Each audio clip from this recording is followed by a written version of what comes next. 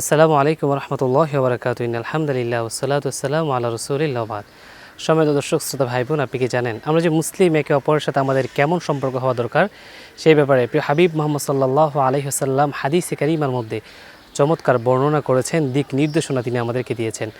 আল্লাহর হাবিব মোহাম্মদ সাল্লাহ আলহিহাসাল্লাম হাদিসে কারিমার মধ্যে বলেন, আল মুসলিম আখুল মুসলিম, মুসলমান হলো মুসলমানের ভাই।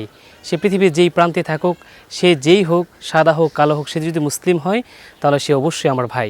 তো ভাইয়ের সাথে কেমন আচরণ হবে, কেমন ব্যবহার হবে, তার সাথে আমার কেমন সম্পর্ক থাকবে, সেই বিষয়টা আল্লাহর হাবিব হাদিসে কারিমার মধ্যে স্পষ্টভাবে বর্ণনা করেছেন। প্রিয় হাবিব মোহাম্মদ সাল্লাহ আলহিহাসাল্লাম হাদিসের পরের অংশের মধ্যে বলে, লা ইয়াজলিমুহু ওয়ালা ইউসলিমুহু। আল্লাহর হাবিব মোহাম্মদ সাল্লাহ আলহিহাসাল্লাম বলেছেন, যদি সে মুসলিম হয় আর মুসলমান যদি মুসলমানের ভাই হয়ে থাকে, তাহলে কোনো মুসলিম তার ভাইয়ের প্রতি জুলুম করতে পারে না, তার সাথে শত্রুতা করতে পারে না। সুবহানাল্লাহ।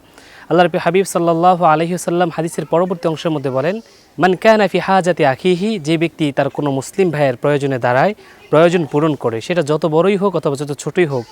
আমরা এখন মানুষের প্রয়োজনে দাঁড়াতে চাই না। মানুষ বিপদে পড়লে আমরা মোবাইল দিয়ে ভিডিও করা শুরু করি, তার পাশে দাঁড়াতে চাই না।